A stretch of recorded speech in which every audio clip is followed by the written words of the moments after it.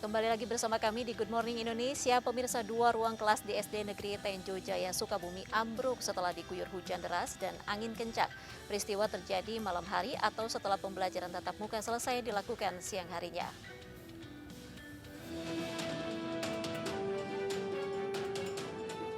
Atap bangunan dua ruang kelas di SD Negeri Tenjo Jaya, Desa Tangkil, Kecamatan Cidahu, Sukabumi ambruk Selasa dini hari kemarin. Rangka atap bangunan yang terbuat dari kayu diduga lapuk sehingga runtuh pasca diguyur hujan deras. Beruntung peristiwa terjadi pada dini hari atau belum dimulainya pembelajaran tatap muka di sekolah ini. Subuh kedengaran suara ambruk, pas dilihat udah gak ada atapnya. Sekitar jam Ambruk berapa itu, Bu? sekolahnya, sekitar jam 3 subuh. Pada saat itu masih hujan? Masih hujan. Untuk memastikan keselamatan siswa, untuk sementara gedung sekolah ditutup untuk proses belajar mengajar. Polisi pun memasang garis memastikan tidak ada yang mendekat ke lokasi. Selain akibat bangunan lapuk, ambruknya atap diduga karena bangunan lama tidak terpakai selama pandemi. Dari Sukabumi, Jawa Barat, Indra Firdaus, iNews melaporkan. Ya, banjir menerjang puluhan rumah warga di Kelurahan Cimuncang, Serang, Banten. Puluhan rumah warga terendam banjir hingga 1 meter.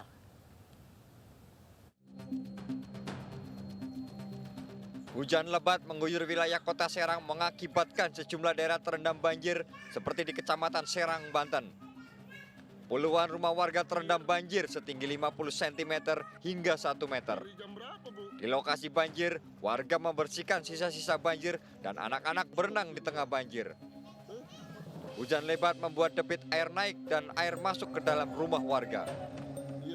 Biasanya sih dari drainase yang kurang normal ya. Ini masih mungkin pendangkalan dari lumpur gitu kan. Ini langganan ya? Kita tahu, kita musiman ini mas biasanya. Ini belum ada penanganan secara menyeluruh biasanya mas. Ini diakibatkan hujan Deras. Banjir hampir setiap tahun terjadi dan belum ada penanganan dari pihak pemerintah kota Serang. Warga berharap ada langkah antisipasi dari pemerintah setempat sehingga tidak terjadi banjir di kemudian hari. Dari Serang, Banten, Mahesa Apriandi, iNews melaporkan. Badan Meteorologi, Klimatologi, dan Geofisika BMKG telah merilis peringatan dini cuaca ekstrim di Indonesia. Diperkirakan sejumlah wilayah akan diguyur hujan dengan intensitas lebat hingga disertai angin kencang dan juga petir.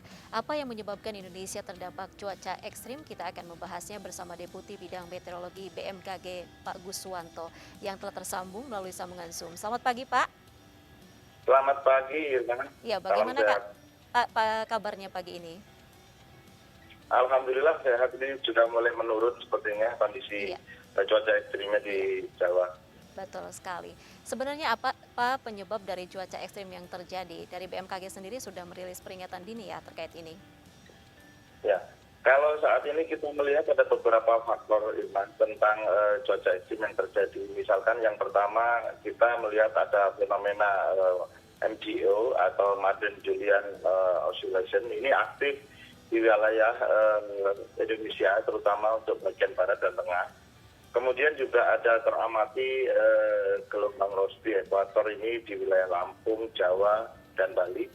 Kemudian juga ada terbentuknya pertemuan daerah belokan angin atau perlambatan kecepatan angin yang ini biasanya kita sebut di meteorologi adalah konvergensi, dapat mengakibatkan pertumbuhan awan hujan di Indonesia.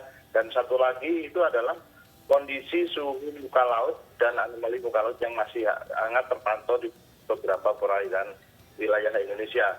Hal-hal itulah yang mendukung pembentukan awan-awan hujan sehingga ini menjadi hujan lebat hingga sedang hingga lebat. Demikian. Baik, Pak Guswanto, daerah terdampak cuaca ekstrim ini di mana saja yang mungkin memang terdampak cukup parah? Kalau kita lihat ini ada dua kelompok, yaitu yang pertama kelompok di mana potensi hujan lebat ya. Ini kan kondisi saat ini kan masih kondisi pancaroba ya, dari musim kemarau ke musim hujan, di mana pada saat pancaroba ini biasanya terjadi hujan secara sporadis, puting beliung, angin kencang. Nah, di sini ini kita melihat ada beberapa wilayah yang potensi hujan lebat, yaitu yang pertama ada di Aceh, Sumatera Utara, Sumatera Barat, Bengkulu, dan itu rata-rata di wilayah utara. Artinya termasuk Kepulauan Riau, Sumatera Selatan, Jambi, ya, Bangka Belitung. Dan kemudian ada sekitar 27 provinsi ini yang kita ini. Sedangkan ada satu wilayah di mana nanti dia itu kalau kita melihat di perkiraan BMKG yang berbasis dampak itu ada satu wilayah dengan status siaga, yaitu terdapat di Mamuju Utara ya, Provinsi Sulawesi Barat ini pada tanggal 15 September ini. Demikian.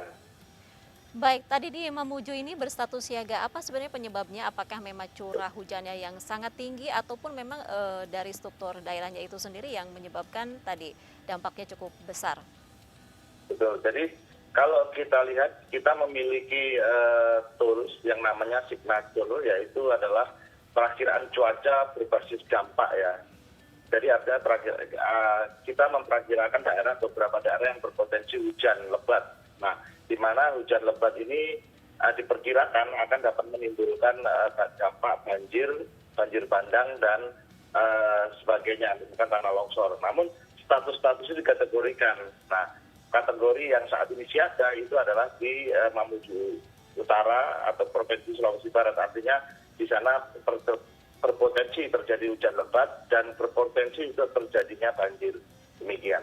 Baik, tadi selain Mamuju, daerah mana saja Pak yang berpotensi terjadi banjir? Kalau tidak salah saya sempat baca DKI Jakarta juga berpotensi banjir siaga level 1 ya Pak? Betul, itu tanggal 14 kemarin. Jadi tanggal 13-14 kemarin itu sebenarnya jatuhnya tidak hanya di Jakarta pada waktu level siaga kemarin. Yaitu ada Banten, ada Jawa Barat, ada DKI Jakarta, Jawa Timur, dan Jawa Tengah. Tanggal 14 kemarin. Sekarang tanggal 15 menuju 16. Itu yang potensi hujan lebat masih terjadi juga di DKI Jakarta, Lampung, Banten, Jawa Barat, Jawa Tengah. Namun yang levelnya siaga itu ada di Mamuju Utara atau Sulawesi Barat. Berarti sudah mereda ya Pak potensi hujan di DKI Jakarta. Kalau dari pantauan BMKG sendiri, beberapa wilayah di DKI Jakarta yang berpotensi hujan lebat saat ini di mana saja Pak? Kalau kita melihat dari perakiraan di BMKG yang menjadi untuk hujan lebat ya, itu saat ini kita lihat kalau 15 menuju 16 itu rata-rata perbatasan antara DKI Jakarta dengan Bekasi. Jadi sisi utara timur ya, seperti itu. Baik, selain banjir, ini apakah ada potensi bencana hidrometeorologi lainnya akibat cuaca ekstrim ini Pak? Kalaupun memang ada beberapa daerah mana saja yang memang berpotensi? Oke, baik. Untuk bencana hidrometeorologi sendiri itu sering terjadi pada musim peralihan. Misalkan puting beliung, angin kencang, dan barangkali banjir bandang ataupun tanah longsor. Tapi yang kemarin terjadi seperti di Tasikmalaya tanggal 13 kemarin itu juga hujan disertai angin kencang dan banyak pohon-pohon yang tumbang. Kemudian ada beberapa juga daerah lain kita melihat juga adanya banjir seperti itu. Baik Pak, kira-kira berapa lama kemungkinan cuaca ekstrim ini terjadi di Indonesia, terutama di ibu kota sendiri? Apakah berbeda mungkin durasinya antara ibu kota dengan sejumlah wilayah di Indonesia lainnya? Kalau kita melihat sampai kapan, itu sebenarnya kan saat ini itu kan masih kalau kita lihat dari perakiraan musim hujan ya, bahwa di bulan September ini baru sekitar 14,6% itu yang memasuki musim hujan ya. Itu ada di Sumatera bagian tengah hingga selatan dan Kalimantan bagian tengah.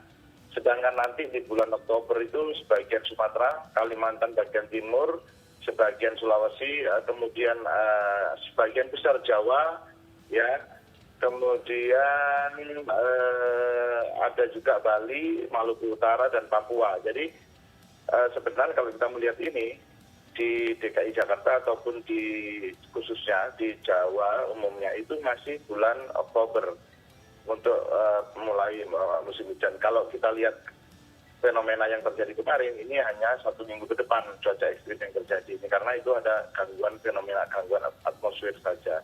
Berarti belum disebut belum puncaknya ya Pak, dan masyarakat pun harus lebih lama lagi untuk mewaspadai ini.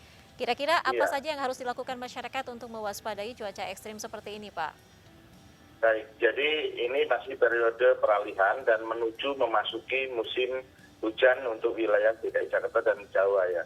Artinya bahwa ada beberapa, kita juga memprediksi bahwa puncaknya nanti akan puncak hujan di Jawa itu terjadi Januari sampai Februari ya. Kemudian yang harus dilakukan adalah yang pertama, seperti biasa kita harus tetap tenang dan waspada terhadap potensi terjadinya banjir sewaktu-waktu. Kemudian khususnya bagi masyarakat yang tinggal di daerah bantaran-bantaran sungai atau daerah-daerah rawan untuk terjadinya bencana hidrometeorologi. Kemudian yang kedua, terus mengupdate informasi perkembangan cuaca melalui kanal-kanal YouTube BMKG, kanal-kanal media sosial atau call center dari BMKG. Kemudian juga saya sarankan juga melihat kembali kondisi lingkungan di sekitarnya, termasuk juga kondisi rumah kita. Ya. Karena barangkali sudah kemarin kering, barangkali atapnya ada yang ini, pohon-pohon yang itu perlu ditebang dan sebagainya. Kemudian dan yang terakhir, kami memastikan bahwa tetap menjaga protokol kesehatan.